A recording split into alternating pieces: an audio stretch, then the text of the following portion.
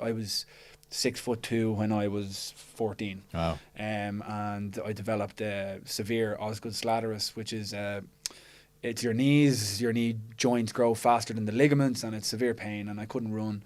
So When you were young, lad? When I was about 16, from 14 to 16, I suffered with this right through. So Jesus, so that kind of curtailed your football a lot, did it? This stopped it, yeah. It stopped me playing. Really? Yeah, absolutely. That was the end? That was the end of it, yeah. How are you? Welcome to this week's Mentor Moment. Each week, I bring us a brand new mentor. 10 minutes of our most impactful episodes to set you up for the week ahead. Today, my guest is my good friend and former professional golfer, Jeff Hopkins. He's now the founder and CEO of New Dimensions Active. This week is all about grit.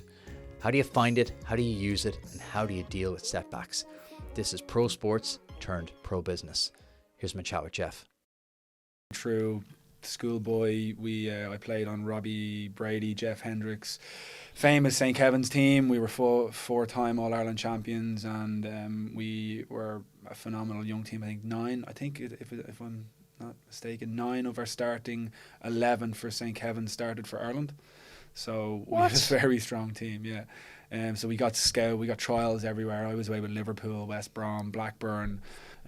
We got to experience that whole lifestyle of being over in the UK playing football. What was that like as a young lad? Because it's the dream, right? Yeah, it was a little bit surreal. Like I think Blackburn, West Brom, those kind of clubs are very academy based. So you're in the academies, and there's hundreds of kids coming through, and everybody's fighting for their place. Liverpool was a little bit more of an experience. We got brought out, we trained with the team, we got brought out of pictures of Gerrard, Reece, Crouch, all this. Like, it was a real experience. So for me, coming from a family of United fans, I was going to say, hold on, you're not a Liverpool fan, are you? No, this will be the shortest pod ever. No. Coming from a family of United fans, but it was an opportunity you couldn't turn down. Of course, right? So we, that was a bit surreal now. The other ones was kind of, I've come through the development systems. I've been on the Irish team. I've played in massive tournaments. So it's kind of the same when you go over to the academies. Right, okay. But when you get pulled into that, something so prestigious, like we were on, I got to get this right now, as Millfield or something like that is their training grounds now. It's probably real kind of spit in the face to Liverpool fans but they all stand on their wheelie bins and they look over the wall. Oh, Melwood. Melwood, that's it, yes. Sorry. They all stand on their wheelie bins, look over the walls. You got all these heads popping over, watching wild. train, being on the pitch and stuff. So that was a bit mad, all right. Was that the dream, to be a pro footballer? It was, yeah, absolutely. Well, look, it was. I was born into football. Like my dad has always played football. My brother went over to America to play football, so football was in our family since we were scuts. And I grew up growing around, getting kicked around by him. He's 4 years older than me, so it progressed me very fast. And at the other side of it, so pushing on in the story here is that I was 6'2" when I was 14. Wow. And I developed severe osgood sclerosis, which is it's your knee joints grow faster than the ligaments, and it's severe pain, and I couldn't run. So when you were young, lad? When I was about 16, from 14 to 16, I suffered with this right through. So Jesus, so that kind of curtailed your football a lot, did it? This stopped it, yeah. It stopped me playing. Really? Yeah, absolutely. That was the end? That was the end of it, yeah. And this is where, whilst I was injured, I picked up a golf club.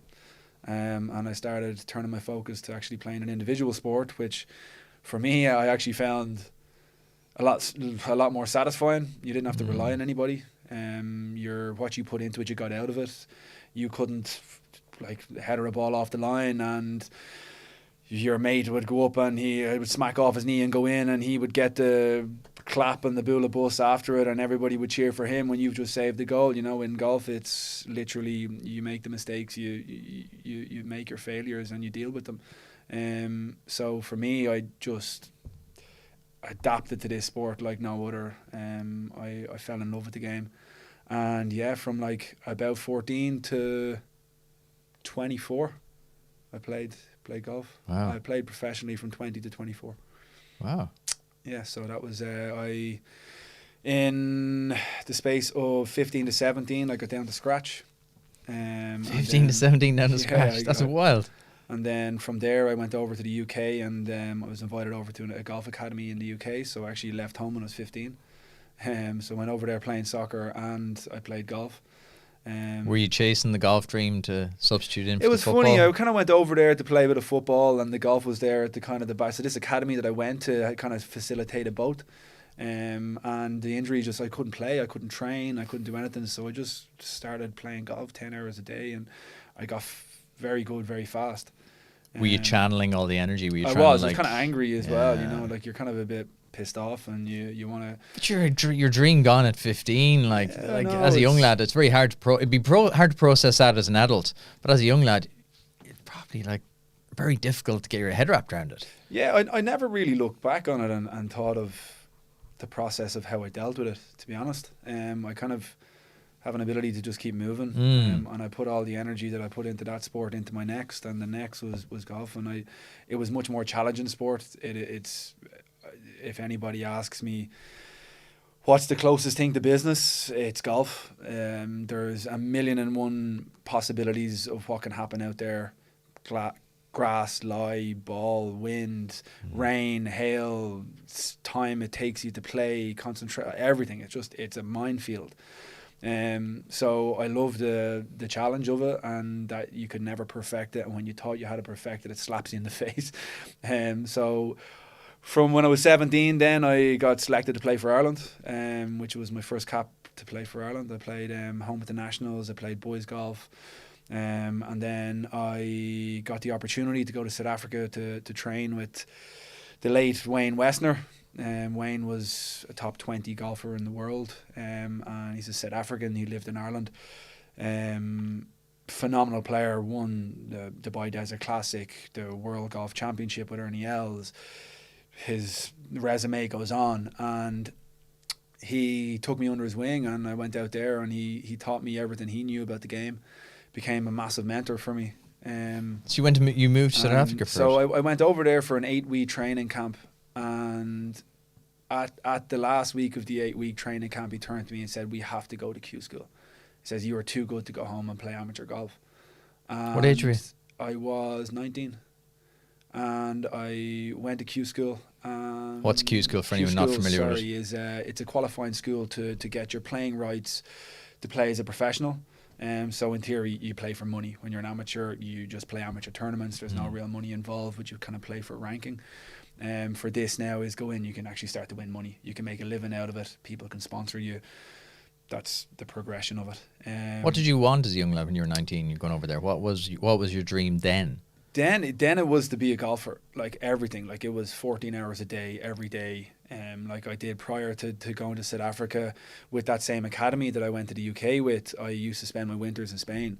So I spent 6 months in Malaga in the mountains, isolated, on a golf course, living on a golf course, sleeping, everything was just golf course. So what would you do? Tell me about your day, because I find this fascinating. Yeah, the day was mad. I'll give you a little bit of a nugget of how my brain works. So it was always a competition. There was about 60 guys that trained there, and it was always a case that everybody competed. It's a great environment to be in because it pushes your limits, it pushes you physically, mentally, everything. And for me, it was always a psychological win if I was up on that driving range first before anybody in the morning. So I used to roll out of bed, not even shower, grab the golf clubs, not even have breakfast, run up to the driving range, and I'd be hitting balls on the range, and lads would be arriving up going, "Jesus, Jeff's here already." And I'd be hitting balls, and then I'd like half an hour later, I was like, "Right, I'm going to go down for breakfast." But that was your first win of the day. Win. I love that. So I used to get that win in early, and then, like, listen, I was the last person to leave there, and there was no cutting corners. You can't. That's the thing about golf, is you can't cut corners because you just exposed. So what was it, like a training academy, or what was it? It was a training academy. So it was. I was actually. Sponsored to go there, so that the owner of it paid all my expenses to be there, but people used to pay to be there, so it used to be X fee to be there for a month. Accommodation, gym, coaches. Some of the best coaches in Europe got flown in to teach seminars, and you had all your amenities were there. And why was he paying for yours? Just as kind of like a hedge that you might go big? I was in the academy in the UK. That was the academy that I went to. He owned that academy, and he saw my potential when I was there, so he was like, "Look, I'm setting this up in the UK. I want you to go there."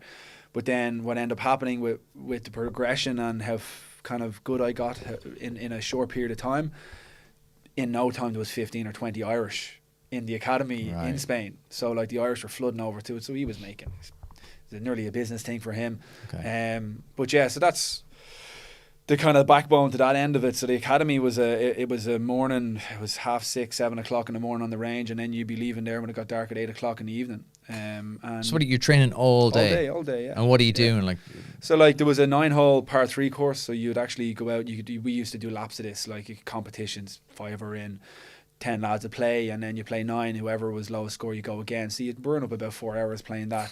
You'd have your coaching. You'd do an hour on the range with your coach, then you'd go and play on the course. It's 4 hours to play around the golf. So like, you mean, there's a day in itself done and dusted. you were doing that every day. Every day, non-stop. They're the bits people don't hear about or see. Yeah. But that's where I think is you talk about bits that people don't hear and see. It's the same as business. Yeah. People don't see the work that goes into it Yeah. prior, and then when you get successful, they're like, that was the day in and day outs of it. So then when I got the chance to go to South Africa, it was the same thing. It was the same camp. It was the same process. Felt easy for me, but now I was under the guidance of Wayne. Unfortunately, Wayne is not with us at the moment, but he was a massive mentor for me, and it was a tragic. Some people that are listening, they will know the story, and he was an incredible guy, incredible, and he would probably be, if not the person I've learned the most off out of anybody. Wow. And he's been through the ringer. He suffered with a lot of different mental health things, but he taught me some of the life lessons that I'll take to my grave. If you enjoyed that chat with Jeff, I guarantee you'll love the whole conversation. So head back to episode 285 or click the link in the description below.